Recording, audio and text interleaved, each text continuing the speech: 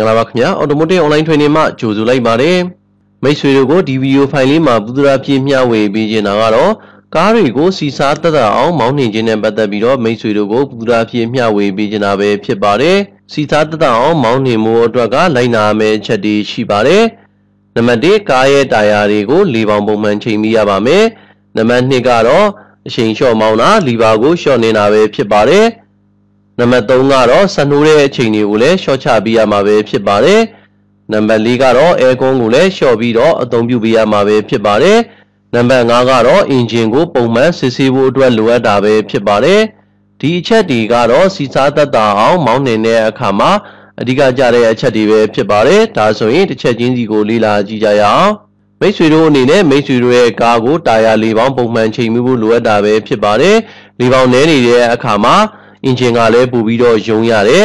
ကားရဲ့ speed ကလည်းကျသွားမှာပဲဖြစ်ပါတယ်ဒါကြောင့်မို့ကားရဲ့လေပေါင်ကိုသတ်မှတ်ထားတဲ့လေပေါင်ပုံမှန်ချိန်ပြရမှာပဲဖြစ်ပါတယ်အချို့ကတော့လေပေါင်ကို30ပတ်လဲတို့35ပတ်လဲတို့ထိုးကြပါတယ်ဒါပေမဲ့ကားမျိုးစားလိုက်ကားရဲ့လေပေါင်တွေကလည်းကွဲပြားမှာပဲဖြစ်ပါတယ်ဒါကြောင့်မို့ကားမှာသတ်မှတ်ထားတဲ့လေပေါင်အတိုင်းကိုချိန်ညှိပေးရမှာပဲဖြစ်ပါတယ်ထိုးပေးရမှာပဲဖြစ်ပါတယ်နောက်တစ်ချက်အနေနဲ့ကတော့ကားရဲ့လီဗာကိုရှော့နှင်းပေးရမှာပဲဖြစ်ပါတယ်ဒီချက်ကတော့အရန်ကိုရေးပါတဲ့အချက်ပဲဖြစ်ပါတယ်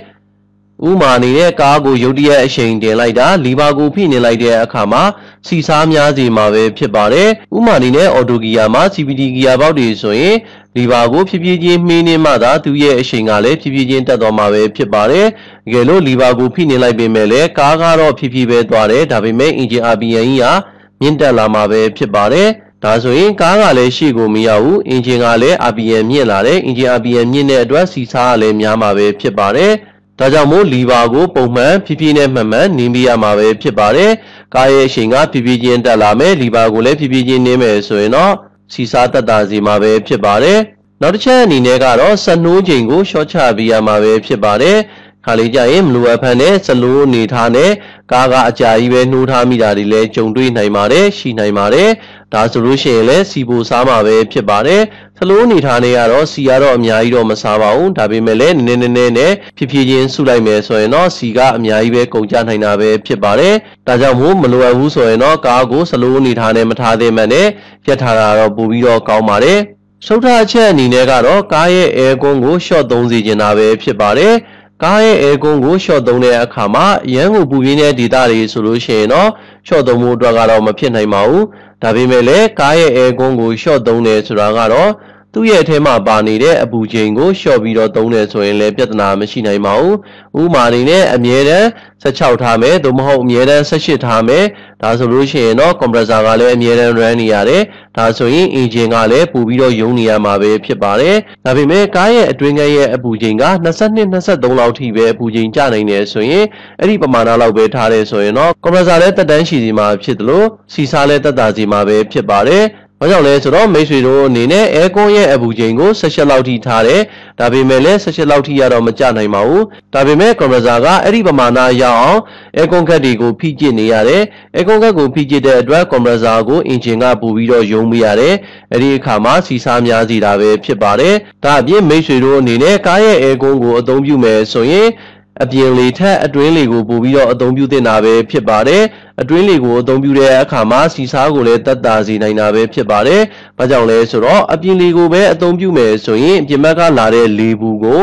အဲကွန်စနစ်ကအေးအောင်ပြုလုပ်ပေးရတာပဲဖြစ်ပါတယ်။ကားရဲ့အတွင်းခန်းထဲမှာရှိနေတဲ့လေကိုပဲအသုံးပြုမယ်ဆိုလို့ရှိရင်တော့အေးနေတဲ့လေကိုထပ်ပြီးတော့အဲကွန်စနစ်ကအေးပေးရတာဖြစ်တဲ့အတွက်ကိုအဲကွန်စနစ်တက်တာစီမှာပဲဖြစ်ပါတယ်။ကားအဲကွန်ဒီမှာဆိုရင်ဒီလိုခလုတ်လေးပါပါတယ်ဒါကတော့ recycle ဆိုတဲ့ခလုတ်ပဲဖြစ်ပါတယ်။ကားရဲ့အတွင်းထဲမှာရှိနေတဲ့လေကိုပြန်ပြီးတော့အသုံးပြုတာပဲဖြစ်ပါတယ်ဒီခလုတ်ကိုနှိပ်ထားတယ်ဆိုရင်အဲကွန်စနစ်ကကားရဲ့အတွင်းထဲမှာရှိနေတဲ့လေကိုစုပ်ယူမယ်စုပ်ယူပြီးတော့အေးပေးမယ်ပြီးရင်ကားရဲ့အတွင်းထဲကိုပြန်ပြီးတော့မှုတ်ထုတ်ပေးတာပဲဖြစ်ပါတယ်အဲ့ဒီအတွက်ကိုအဲကွန်စနစ်လည်းတက်တာသလိုမိတ်ဆွေတို့ကိုရှင်းပြခဲ့သလိုပဲကားလည်းစီစားတက်တာစီမှာပဲဖြစ်ပါတယ်မိတ်ဆွေတို့ကိုရှင်းပြခဲ့တာကတော့ဒီခလုတ်လေးပဲဖြစ်ပါတယ်ဒါကတော့ recycle ခလုတ်ပဲဖြစ်ပါတယ်ကားရဲ့အတွင်းခန်းတွေကအရန်ကိုနံနေတယ်ဆိုရင်တော့ fresh air ကိုအသုံးပြုလို့ရပါတယ်ဒါပေမဲ့ပုံမှန်တိုင်းကားရဲ့အတွင်းခန်းတွေကအနံ့သိမ့်မရှိဘူးဆိုရင်တော့ recycle ကိုသာအသုံးပြုသင့်တာပဲဖြစ်ပါတယ်ဒီလိုပုံစံမျိုး recycle ခလုတ်ကိုအသုံးပြုခြင်းအပြင်ကားရဲ့အတွင်းခန်းထဲမှာရှိနေတဲ့လေကိုအသုံးပြုခြင်းအပြင်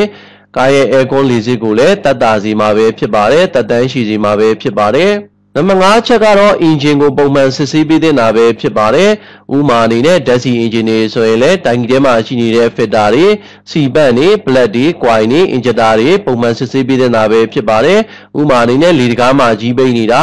MES sensor တွေ MEP sensor တွေမှာကြီးပိတ်နေတာဆိုလို့ရှိရင်လည်း engine ဆွဲယုံကြစီမှာပဲဖြစ်ပါတယ် engine ဆွဲယုံကြပြီးတော့စီစားကိုလည်းများစီမှာပဲဖြစ်ပါတယ်ဒါကြောင့်မို့ engine နဲ့သက်ဆိုင်တဲ့အစိပ်ပိုင်းတွေကိုပုံမှန်စစ်ဆေးပြီးတော့ပုံမှန် maintenance ပြုလုပ်ပေးတဲ့နာပဲဖြစ်ပါတယ်နောက်တစ်ချက်အနေနဲ့ကတော့ကားရဲ့ engine မှာတက်ဆင်ထားတဲ့လေစစ်တွေကိုလည်းပုံမှန်စစ်ဆေးပေးတဲ့နာပဲဖြစ်ပါတယ်လေစစ်တွေကြီးပိတ်တဲ့အခါမှာစီစားများစီမှာပဲဖြစ်ပါတယ်လေစစ်တွေကြီးပိတ်နေတဲ့အတွက် engine ထဲကိုလေကောင်းကောင်းဝင်နိုင်မှာမဟုတ်ပါဘူးအဲ့ဒီအခါမှာစီလီချိုးကမညီမျှဘူး reach meter ဆိုတဲ့ကုတ်တွေတက်မယ်ဒါအပြင်စီစားကိုလည်းများစီမှာပဲဖြစ်ပါတယ်ဒါကြောင့်မို့ engine လေစစ်တွေကိုလည်းပုံမှန်စစ်ဆေးပေးတဲ့နာပဲဖြစ်ပါတယ်ဒါအပြင် Daisy engine တွေမှာဆိုရင် spark plug တွေကိုလည်းပုံမှန်စစ်ဆေးပေးတဲ့နာပဲဖြစ်ပါတယ်Daisy engine တွေမှာဆိုရင် plug တွေအပြင် coil တွေကိုလည်းစစ်ဆေးပေးတဲ့နာပဲဖြစ်ပါတယ် coil တွေအားနည်းနေတာ coil တွေမကောင်းတဲ့အခါမှာလည်း plug ကိုကောင်းကောင်းမိပေးနိုင်မှာမဟုတ်ပါဘူးအဲ့ဒီအခါမှာလည်းစီစားများတဲ့ပြစ်ချက်တွေကိုကြုံတွေ့နိုင်တာပဲဖြစ်ပါတယ်ဒါအပြင် injector တွေကိုလည်းပုံမှန်စစ်ဆေးပေးတဲ့နာပဲဖြစ်ပါတယ်